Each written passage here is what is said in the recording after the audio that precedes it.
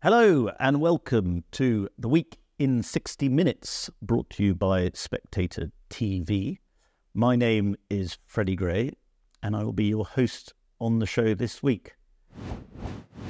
Coming up on the show, we will be talking about Chinese espionage in Westminster, which is one of the stories that's been bubbling away in SW1 this week. I will be talking to our assistant editor, who also looks after our broadcasting, Cindy Yu, and I'll also be joined by no less than the former chief of MI6, Sir Richard Dearlove, to talk about this thrilling topic. After that, it's impeachment time again. The Republicans have announced that they are moving forward with an impeachment inquiry. This will be the third impeachment in 4 years. I will be talking to the American lawyer and writer Alan Dershowitz about whether impeachflation is a great problem in American politics. Then I will be talking to another American, Samuel Moyn, an academic at Yale, about our cover piece this week, which is by Boris Johnson, no less, who's made quite a big intervention in the debate on Ukraine, once again, as is his wont. And he has been saying, what the hell are we waiting for in terms of giving assistance, aid and weaponry to Ukraine? Samuel Moyn disagrees with the thesis. We will be discussing that. And whisper it quietly, but we are going to be talking about NDAs, that's non-disclosure agreements, or confidentiality clauses, as they are also known. I'll be talking to Zelda Perkins and Maria Miller about that very secretive subject. And lastly, whales. A rather sad end to the show, I'm afraid. Whales are dying in increasing numbers, and there's a bit of a mystery as to why that is. I won't give any spoilers away, but I will be talking to Matt Ridley, the biologist and author of various books about that slightly odd subject. But before we get going, your usual reminder that you must subscribe to Spectator TV. We've just hit 300,000 subscribers, but we expect to get millions, and I mean millions more. So join the horde and click the subscribe button on your screen to make sure that you get every episode. And if you click the bell icon as well, you'll actually get a reminder of every episode. So be sure to do that as well. Let's begin with allegations of espionage in Westminster, which is the rather juicy story that broke this weekend in the press about a Westminster's Chinese agent, as he was called in the press, which is a young man who was arrested back in March, along with another young man. And we don't know much more other than the fact that they have not been charged. And the young man in question, the man who's been called Westminster's Chinese agent, has denied that he has spied for China.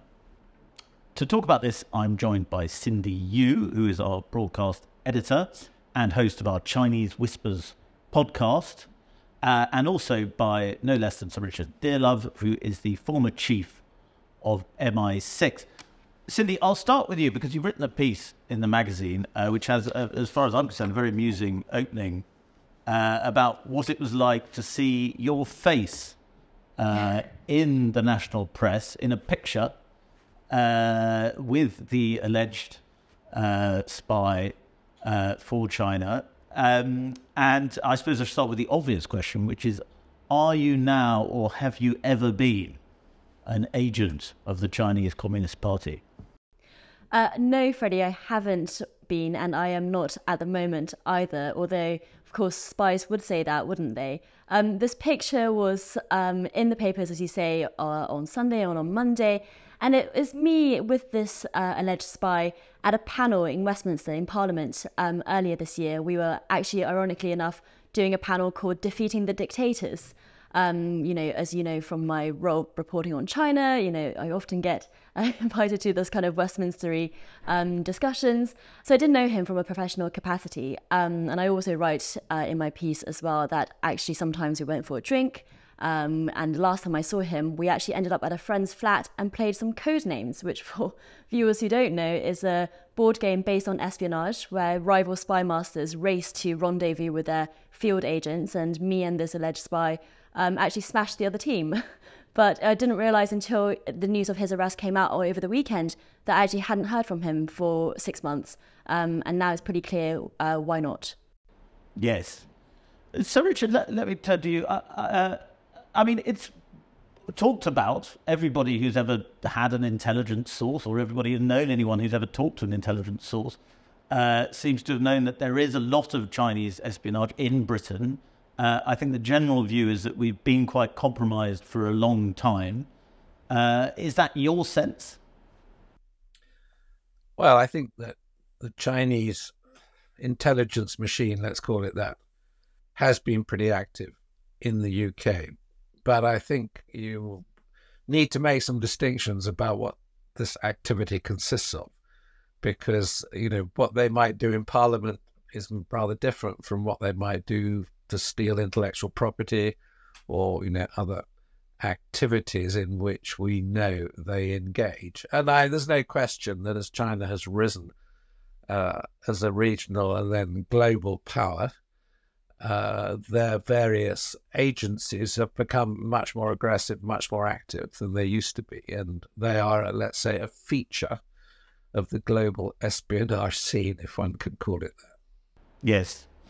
Cindy, I think that's something people find difficult to distinguish here, because there was some talk over the weekend about how it appears that Chinese influence, let's say, has infiltrated seemingly Sino-skeptic groups. Are we really talking about influence peddling here, which is not exactly the same as espionage? Well, this is the tricky thing. We don't really know what the young men in question have been accused of, other than spying for China.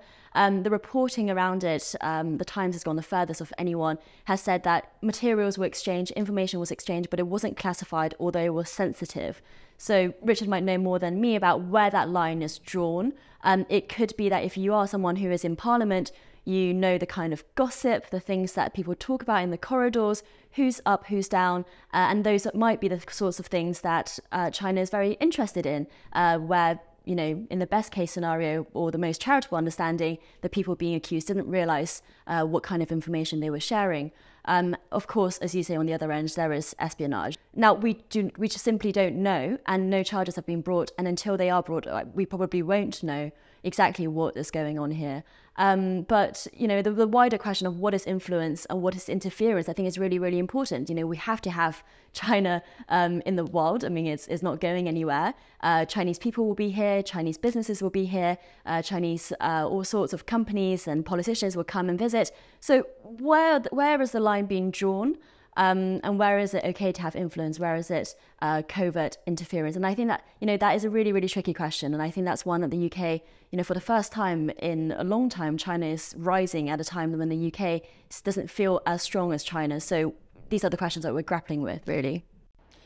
So, Richard, we often talk about sort of entering a new Cold War era with China and so on. And I think what perhaps electrified certainly the media and perhaps to a little extent the public's imagination about this story is that this was a white British man, not someone who, like Cindy, is being racially discriminated against and accused of being a spy just because she happens to be Chinese.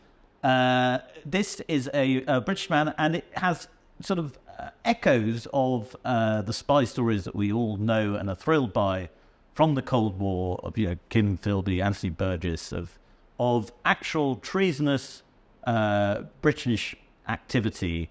Of people who want to help China more than they care about their country. Yeah, well, I think this needs really some explanation. And the first sort of basic point is that the new National Security Act, if that's precisely what it's called, has changed, the legislative position. Now, in the past, to be prosecuted under the Official Secrets Act, you would have needed to have divulged to a foreign power classified secret information.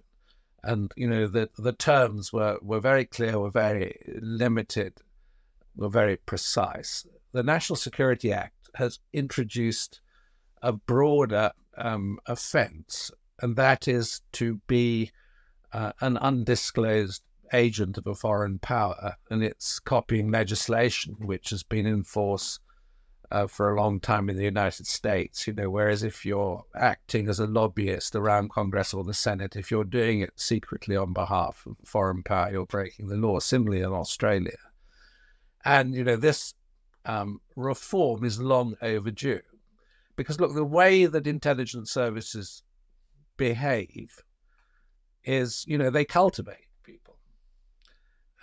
And cultivations have all sorts of purposes. It may be simply to target other people who the cultivee may know, who might be vulnerable to recruitment.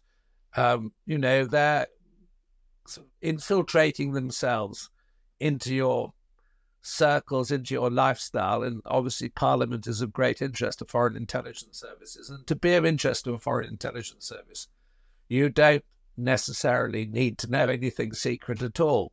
You just need to know a lot of people and need to be networking. And all of that ancillary information is the stuff of, basic, what spies would call targeting and case development.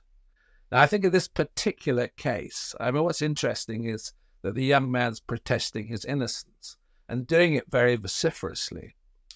And it suggests to me that the agency he's been talking to or receiving money from or whatever is probably not one of the two conventional spy agencies of the Chinese, which is military intelligence, that's the Second People's Liberation Army, or the more powerful civilian organization internally and externally, which is the Ministry of State Security. But there is a third organization, which is massively important, huge, and there's lots of money, which is part of the Communist Party in China, which is the United Front Work Department.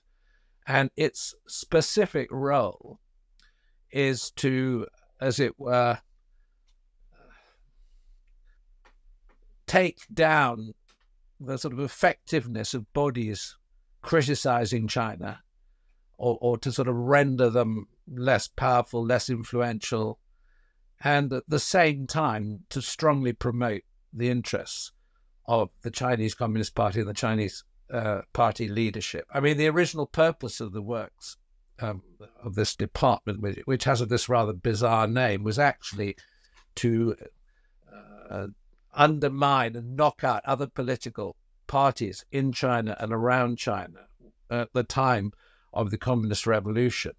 And the party this department fell into disarray, but has been revived relatively recently and given a lot of power. And it's really part of Xi Jinping's, machinery of government and machinery of international influence. My guess is, with this young man protesting that he's innocent, is that he's sort of fallen into the clutches of this department. I think that this man probably has been rather stupid and naive, and his networking may well have been financed by Chinese money, in which case he's broken the law. But people are suggesting that his offence predates the legislation, so it may not be possible to prosecute him. Yes. So I don't know. What I think is rather bizarre about this whole event is it happened back in March, and it's only recently been announced. And that suggests to me that the announcement, that probably his offence predates this legislation, unless there's something much more serious, which is a conventional recruitment. Yes. Which is possible by, let's say, the Ministry of State Security or 2PLA. Well, Cindy, you've said in your piece that you couldn't believe that somebody would be so stupid. Do you think there's an element of that going on? You talk to a lot of people in sort of, the Chinese community in Westminster, expertise areas or experts about China in Westminster. Do you think a lot of people are sort of really useful idiots, perhaps, for China, because they're not even aware of the fact that they are effectively propagating a Chinese message? They just think they're having an interesting conversation and debunking Western narratives and so on. Yeah, Freddie, I mean, I'm sure you're right. I've definitely seen people around the English language discourse around China parroting lines from Chinese propaganda, things about how, people in Xinjiang are just one happy family, or that they're just vocational schools, or people in Hong Kong, all sorts of things. They definitely do get parroted, and you do kind of wonder about the motives of some people. But I think the wider question and the debate that this whole story has triggered this week, is about how should we understand China? Because some of the reaction to the story has been that anyone who calls for a more sophisticated approach to China, as this alleged spy did do, is seen with an ulterior motive. But I think that's wrong, because in an open society, we should look at the merits of an argument on their own, regardless of who's saying it. Now, obviously, it's different if someone is being paid by a foreign state or coerced by a foreign state to do something like that. But that doesn't mean that the arguments that they're raising, or that arguments that people similar to them are raising, are not worth listening to. And, for me, this is quite a personal question, Freddie, as you know, because Chinese Whispers, my podcast, tries to do this. We try to make our understanding of China more complex, more sophisticated. It's a big country with a long history. And so I think the takeaway from all of this is not that anyone who says, hold on a minute, China is not just this big bad, there's more to it than that, is necessarily a useful idiot, as you put it. But actually, there is a need for more understanding of China, especially at this current moment. So, Richard, finally, do you think since the pandemic, perhaps where a lot of hostility towards China was felt, and perhaps in many ways rightly so, do you think that our suspicion of the Chinese Communist Party is causing a kind of Reds under the bed mentality in Britain now towards China and Chinese people in Britain? Well, to an extent, yes. I mean, I think what's happened is we've suddenly woken up to the fact that China, can be a pretty unfriendly partner and an aggressive partner. But on the other hand, I deliberately use the word partner because our links with China are so close. I just read in my papers today, and I'm quite heavily involved in administration of universities, that 30% of PhD students in science in the UK at the moment are Chinese nationals. I mean, the statistics are just mind-boggling. Now, in a way, that's good. China is a rising power, an important power. It's done a huge amount to lift its population out of global poverty. You must, you must look at China and understand its achievements. But, there are aspects of Xi Jinping's regime which are very distasteful, very unpleasant, very aggressive. But, to visit that character on the whole Chinese people seems to me absolutely ridiculous. The other thing, we've woken up to is the Chinese are very active in intelligence collection and espionage. And let's face it, this country has been hugely naive about that. Not the professionals. I'm afraid people like me have been shouting loudly from the sidelines for a long time. And I was one of the first people to, really object strongly to the whole Huawei attempt to be the contractor for our 5G. And thank God the government's changed its policy on that. What we really need to do is to have a much more realistic and eyes-open relationship with China. And I'm not suggesting that we cut our links with them, that, we treat them as a pariah. We can't. I mean, our economies are intertwined, but we've got to make the Chinese understand that we are, as it were, prepared to take a tough line with them when it's necessary. And, we have a very good model for this. Far more dependent on China economically than we are, which is Australia. I mean, Australia's been having this problem with China for years, particularly in their parliamentary system. And, they've taken a very, very firm stand. They've been punished for it economically, not massively, but, in marginal industries, the Chinese have stopped buying Australian goods. But overall, the Chinese are self-interested, and they haven't, as it were, completely undermined their economic relationship with Australia because it's too important. And I think we've just got to wake up. The problem that we've got is that, if you go back to Cameron and Osborne, when they were running the government, as it were, or running relations with China, they were hugely naive about China. I mean, there was two very young people, in my opinion, who had no idea what they were dealing with and didn't talk to people like me. And they should have done. If they would have done, they wouldn't have liked what I'd said to them at all. And, they led us down a path, and they led a lot of British businessmen down the same path. We've just got to be much more realistic. But I'm not suggesting in any manner at all that we cut our dialogue with the Chinese. We just got to have a very clear, open relationship with them. And they will respect us for treating them exactly like they treat us. Reciprocity is the answer. Very good. Thank you very much, Sir Richard, and thank you, Cindy.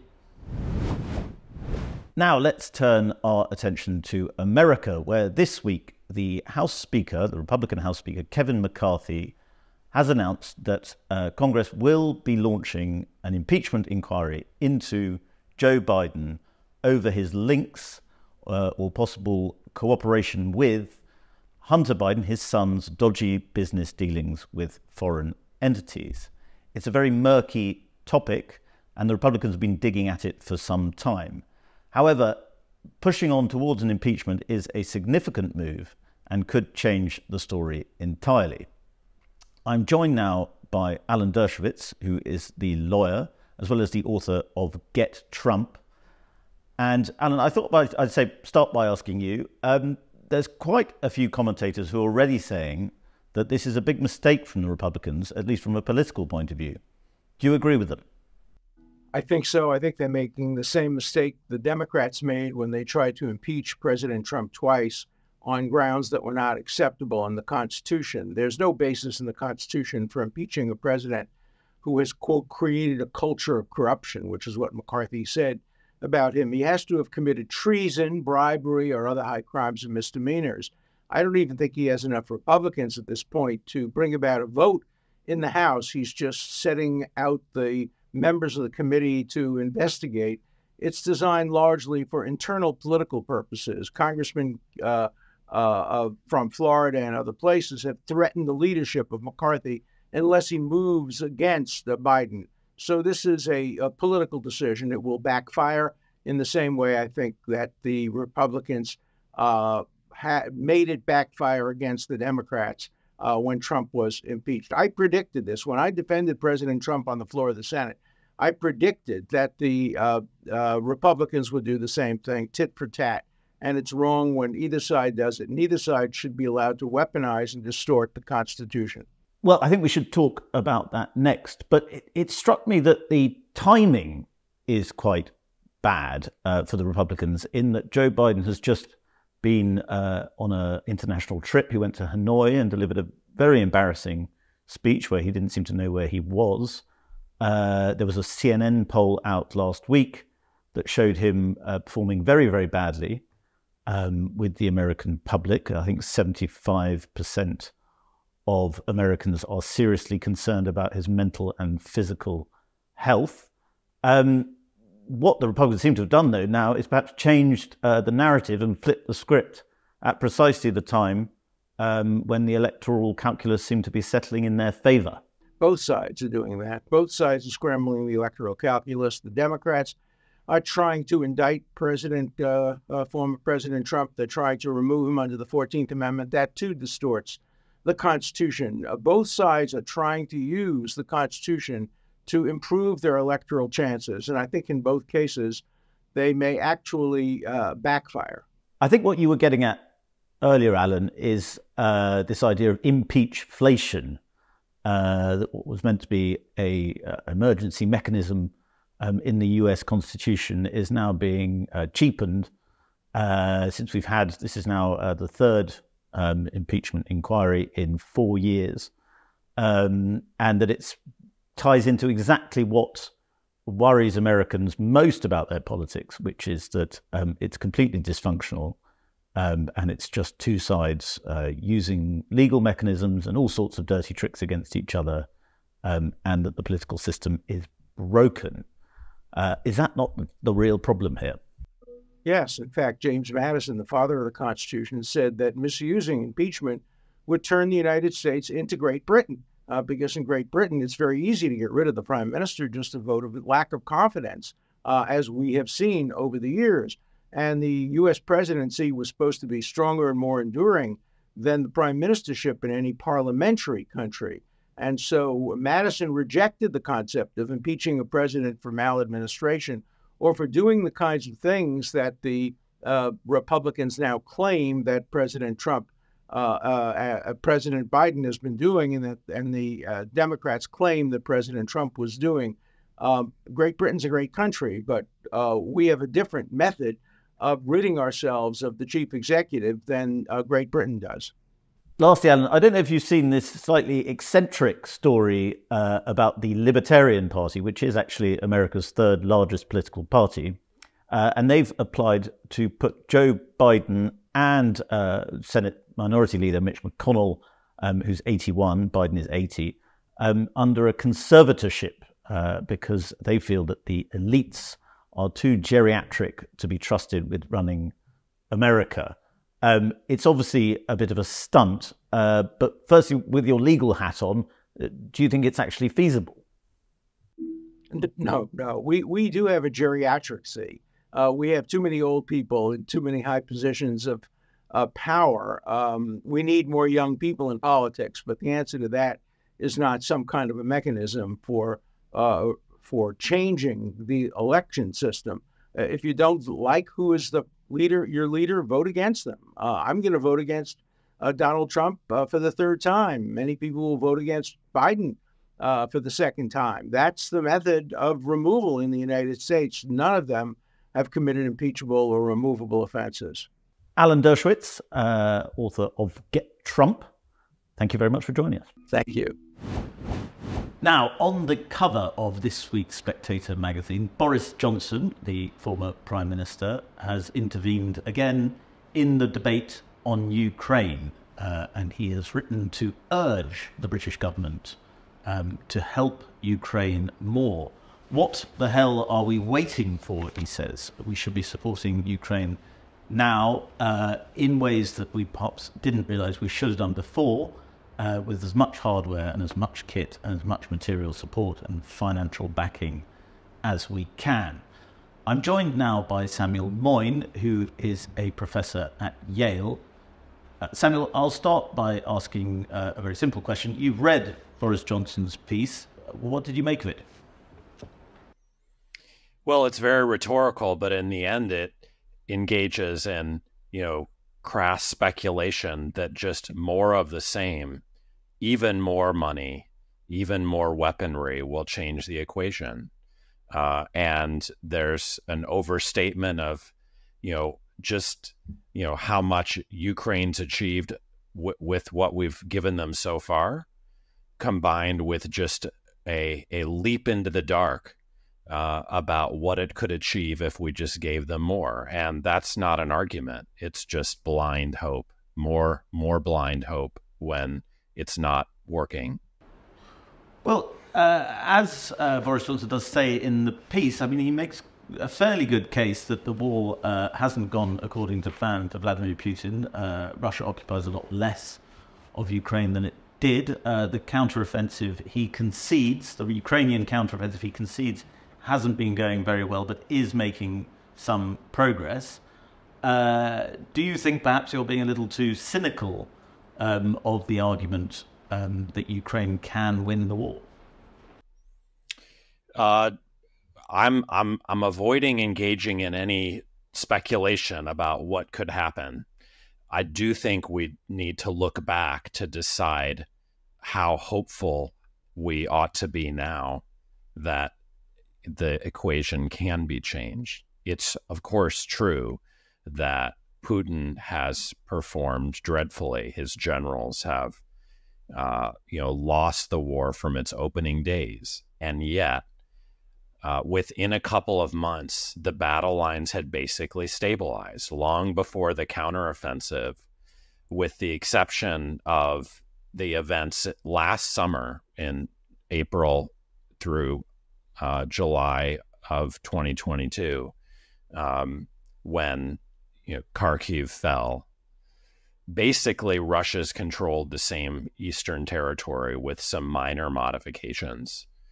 And that's a quagmire. That's the kind of endless war it took my country 20 years to concede it had lost in Afghanistan and finally leave, even though serial promises were made that more weaponry, surges of troops and material would change the equation and didn't.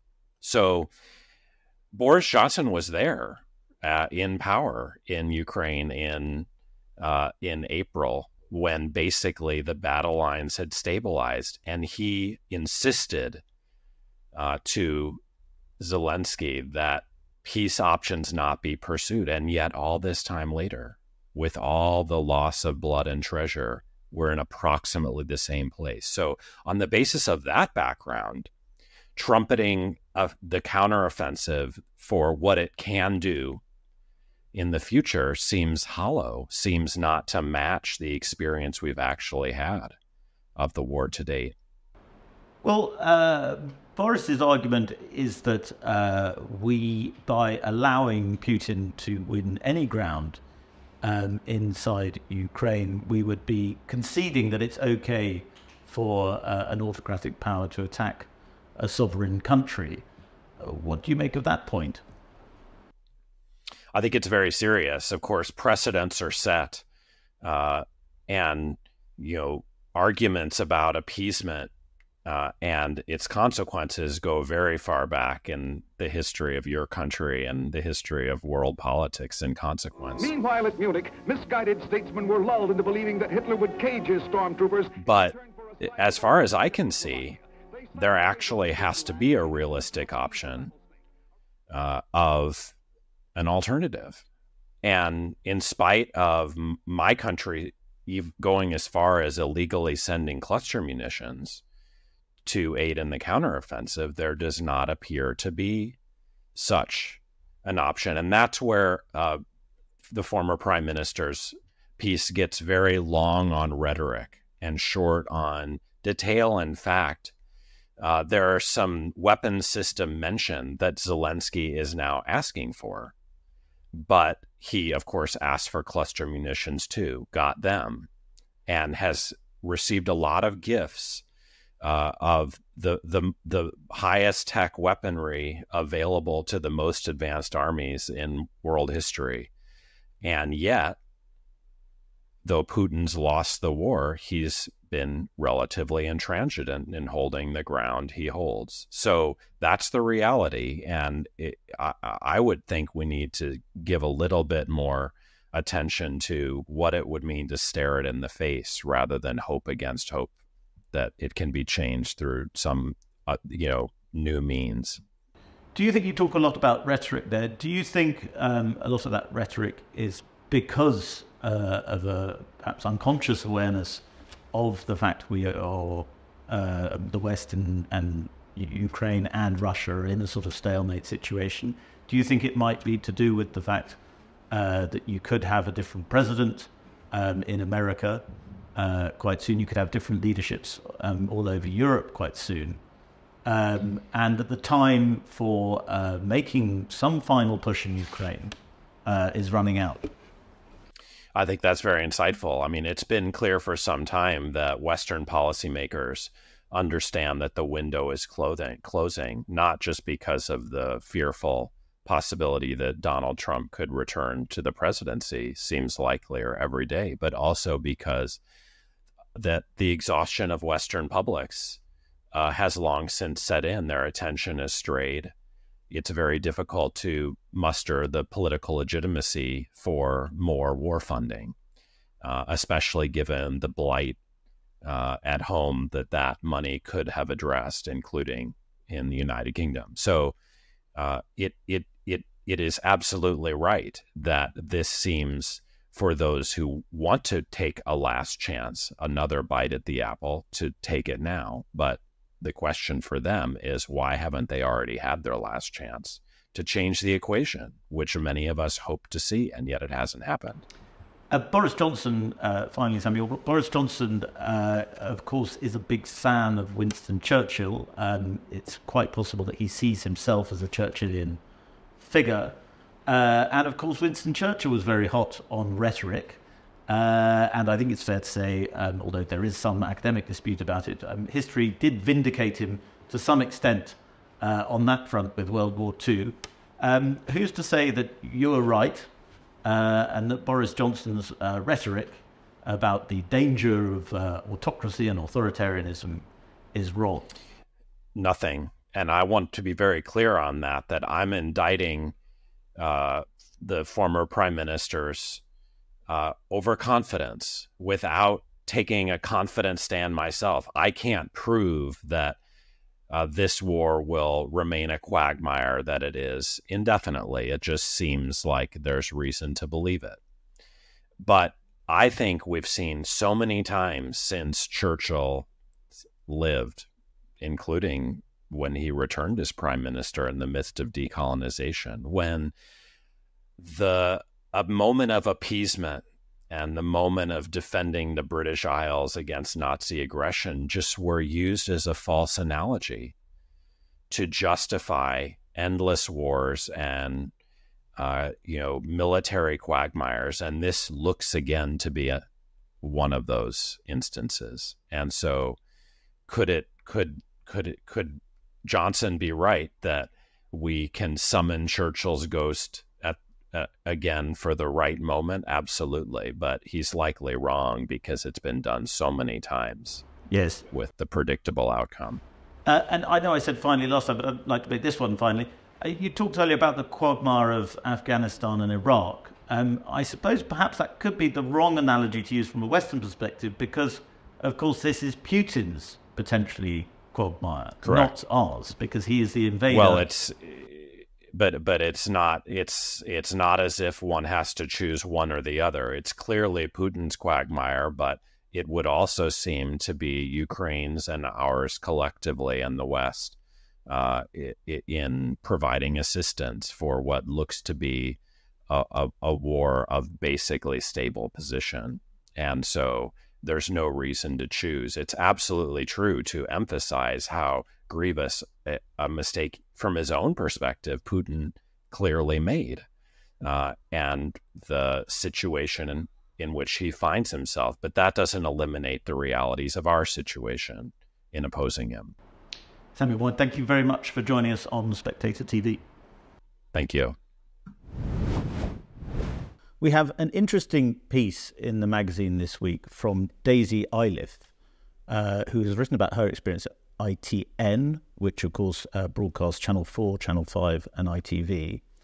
And she's talked about being effectively gagged by a non-disclosure agreement and is asking the questions, why won't ITN release many of its ex-staff from these agreements? I'm joined now by Maria Miller, who is the MP and former Culture Secretary, and by Zelda Perkins, who is co-founder of Ungagged, Can't Buy My Silence, which is a group campaigning against the overuse of non-disclosure agreements. Maria, I'll start with you because you've brought this up in Parliament. Why do you think this is such a pressing issue and why are you bringing it up now?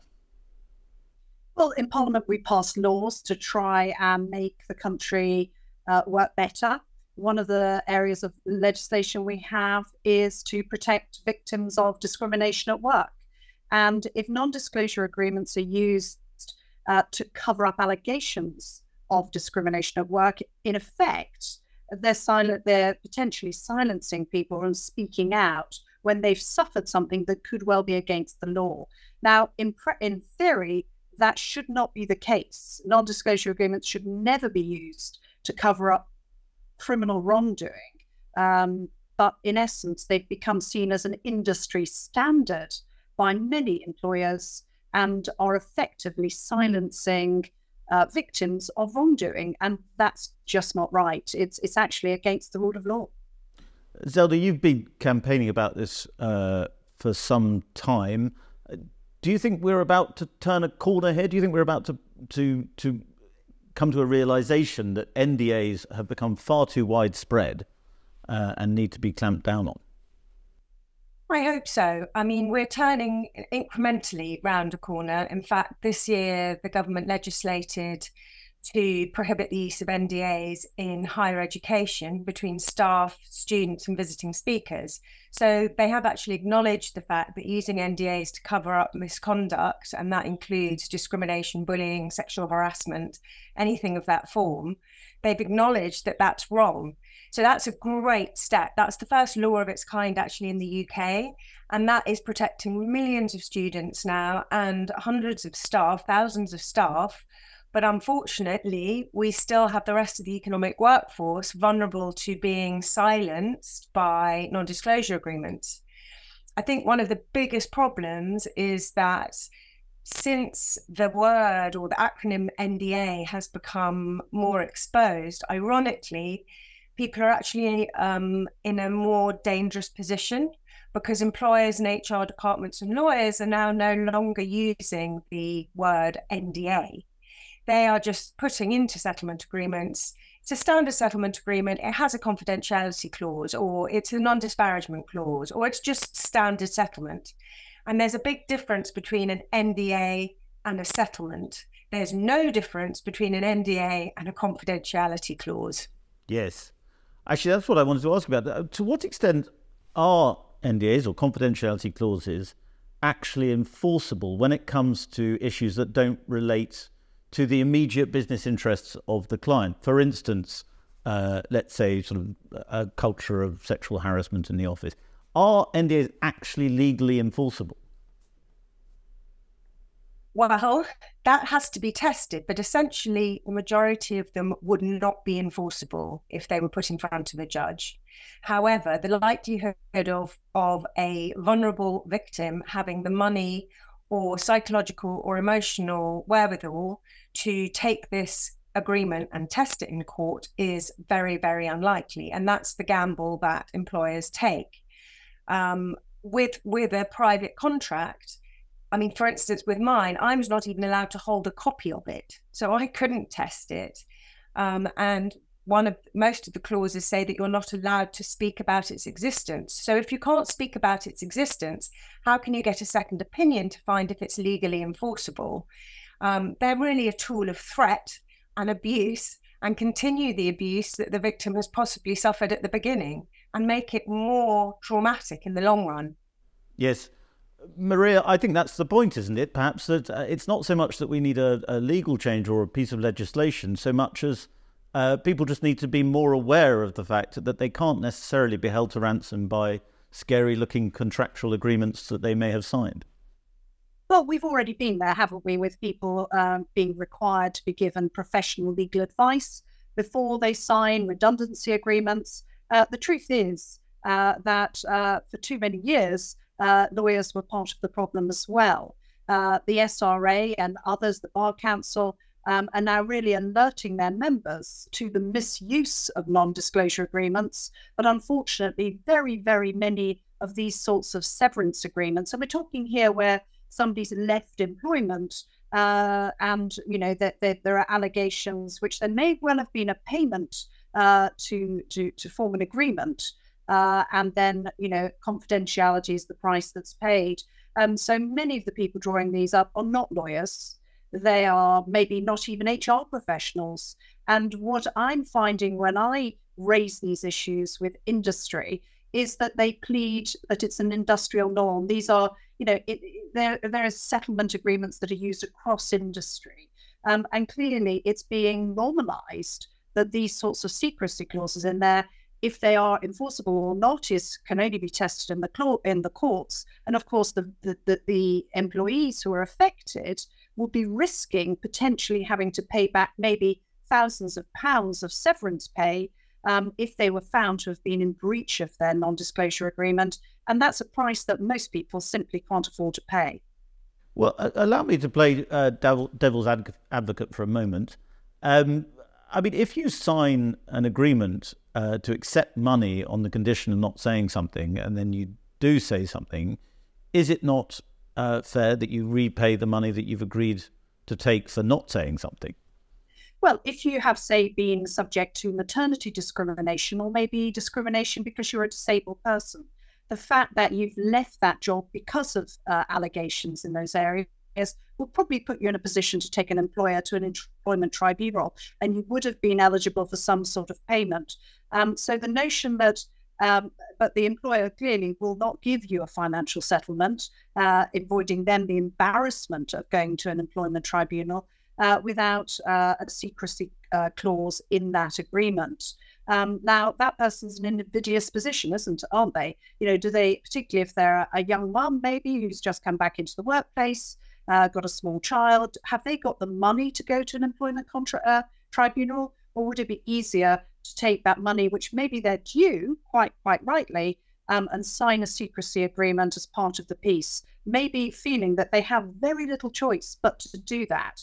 So I think in reality, people are often doing this because they are very vulnerable people in the first place, disabled, small children, and they are foregoing their right to go to an employment tribunal, which may well be a much more arduous thing for them to do anyway. So in theory, you're right, but I think in practice, individuals would have been due some payment, of course, if their allegations are true. But I find in the most part, most people don't want to leave their jobs because they're making false accusations. I'm itching to add to that because it's really interesting the way that you presented that question, because actually the way you presented that question is the crux of the problem.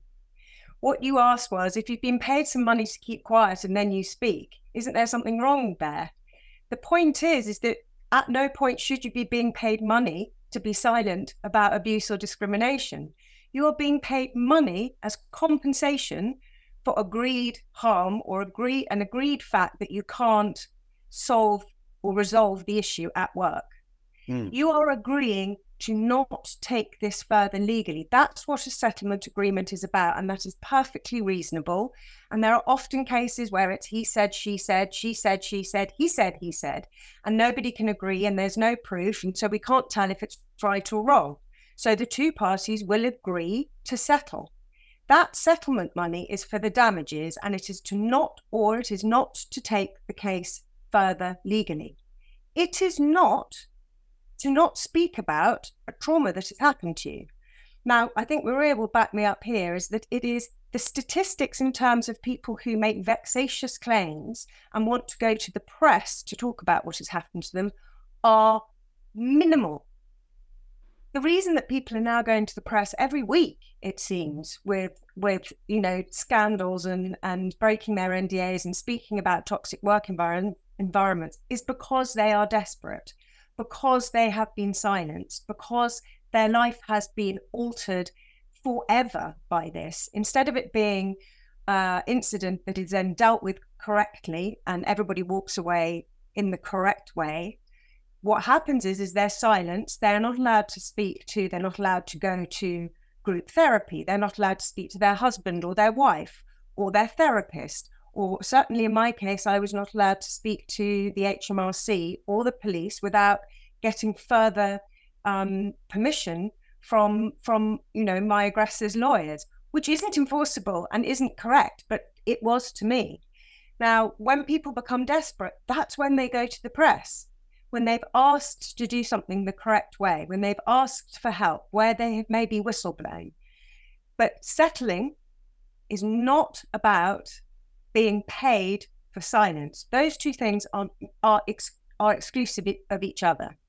Maria, I mean, Daisy Iliff in her piece talks about ITN. I think you mentioned ITN. Is it the case that once a story starts to break, ITN has had a bad year PR-wise, I think it's fair to say, that suddenly there's a kind of pylon, and that may be because a lot of people suddenly feel free to speak, or it may be a broader sense that a lot of people now think that ITN is now, you're allowed to attack ITN. Which one is it?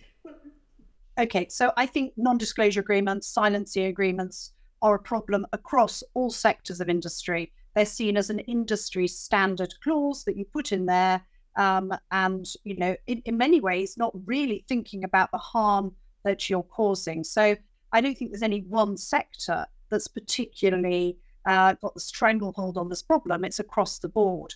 Certainly, I've been approached by people in different areas. I have been approached by people who have worked for ITN News, Channel 4 Newsroom, Channel 5 Newsroom, And so certainly in the debate, I mentioned that, not mentioning the names of the people involved, because that is very much a live case. And the notion that that has been resolved is not correct.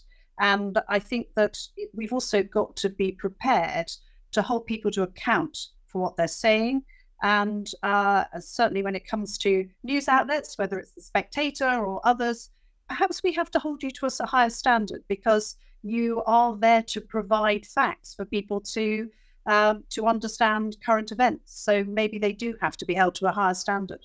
Yeah, well, absolutely no NDAs at The Spectator as far as I'm aware. Zelda, could you just tell us a little bit about this? Because it's obviously a bigger story than just ITN, and it's a matter of public interest. Let's emphasize that. Are other companies, do you think, thanks to your work, are other companies, are maybe even bigger companies than ITN, now looking to look at the way they get contracts signed when people leave the company, trying to adjust the way they behave in an employment law sense? Well, I can certainly tell you that from the work that I've been doing in the last 2 years, this affects every single sector. And no one sector is worse than another, to be honest. And this is, as Maria was saying, is because it has become a industry standard, essentially. And I think people have been scrambling to keep their reputation more, protected, more importantly, than their own staff.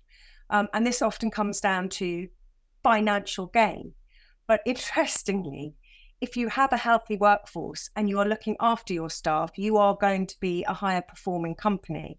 And this is something that I think a lot of companies are beginning to realize.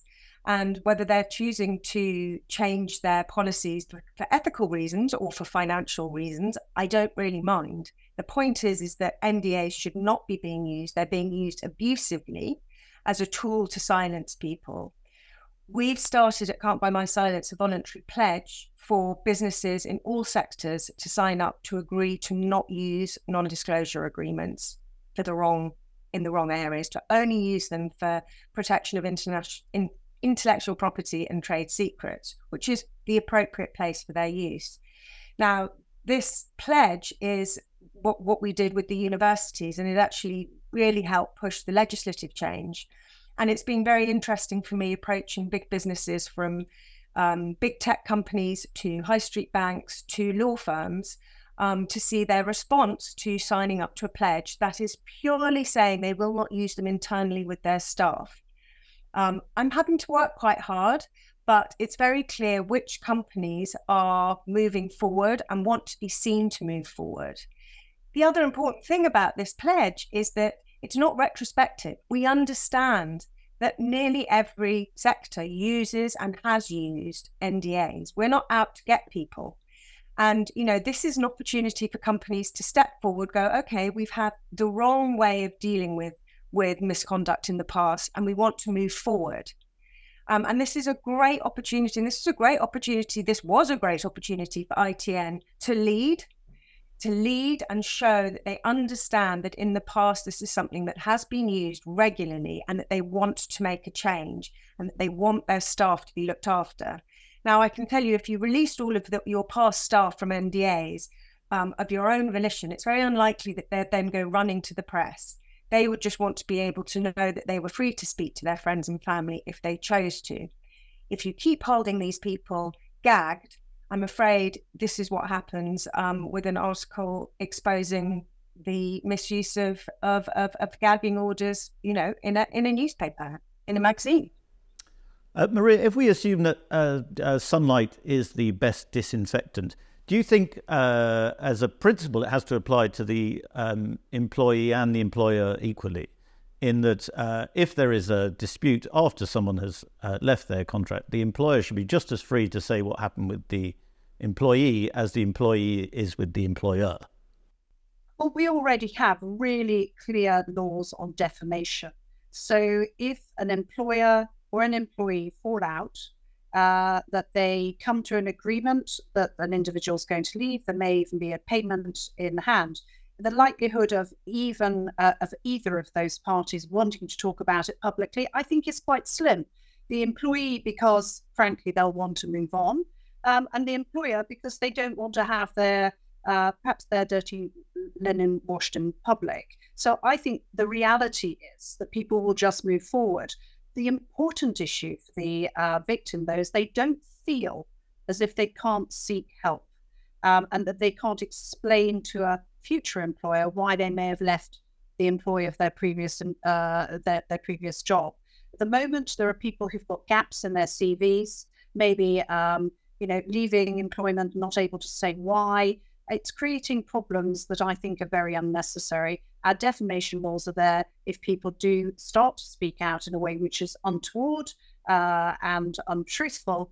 So we should use the law as it exists at the moment to protect against that sort of unwarranted nastiness after somebody leaves their job. Maria and Zelda, thank you very much for speaking out on Spectator TV. Thank you. I should add that because we do things properly at The Spectator, we did approach ITN to come on the show, and they have given us a statement instead, which strongly rejects what it says are the historical allegations being made about the culture in ITN newsrooms by a former employee. An ITN spokesperson said, ITN is committed to an inclusive, transparent and respectful culture, and we reject entirely the suggestion that this historical allegation was not fairly and thoroughly investigated 3 years ago. We have a duty of care to all individuals involved in any workplace dispute, and therefore it would be inappropriate to comment on specific circumstances. Since April 2022, ITN no longer routinely uses confidentiality clauses in settlement agreements. So there we go. Let's turn our attention to the environment and ask the question, why are so many whales dying? This year, 71 whales have washed up on the shores of New England and neighbouring states in the United States of America. And the rise in whales arriving dead on shores has coincided with the expansion and increase of wind turbines and the wind farm industry. To discuss this, I'm joined by Matt Ridley, the biologist and author of Viral, The Search for the Origins of COVID. And he's written a piece about it in this week's Spectator. Matt, first off, why are all these whales dying? Do we know at all? We're not sure why they're dying. It could be natural causes. It could be collisions with ships. And it could be something to do with the wind industry. This is the question that needs to be looked at. The sonar survey vessels that go out in the area to prepare for wind farms make a lot of banging noises for hours and hours and hours on end. These are extremely loud, possibly louder than they should be, according to some recent research, and they might both confuse or distress the whales, and they might separate mothers from calves, and the calves might then die, for example. So that's the accusation, as it were, that it needs to be looked into as to whether or not the whales are dying because of this, because of the coincidence between an increase in whale deaths and an increase in wind farm activity. Now, it's not proven, but it's a possibility that needs to be looked at. And what's curious, as you say in your piece, is that large parts of the environmentalist movement, particularly Greenpeace, are not very interested in exploring this particular question, probably because, as far as they're concerned, wind turbines equals good, and therefore if they could be doing harm to whales, they don't want to explore it. Is that right? Yes, my attention was caught by a tweet from Greenpeace telling someone off for linking wind farm expansion to whale death, saying, no, it's definitely not that. There's no evidence for that, and therefore we should ignore it. Now, the curious thing here is that Greenpeace has been a champion for a very long time of something called the precautionary principle, which is that you'd never say, we haven't got evidence for something, therefore it must be all right. You say the opposite. If we haven't got evidence for something, then we must immediately assume it's guilty until we know more. That's been their raison d'etre. And of course, Greenpeace began as a Save the Whales organization 40, 50 years ago. So it's a bit ironic to see them rushing to the defense of big bad business and rushing to rubbish even a suspicion that there might be a cause of whale deaths here. But as you say, the problem with much of the environmental movement, Greenpeace included, is that as well as counting its enormous riches, it spends its time cozying up to the renewable energy industry these days, who are seen as a good thing and not as a bad thing. So I'm just trying to see whether or not Greenpeace should be abandoning the precautionary principle for the first time in respect of whale deaths.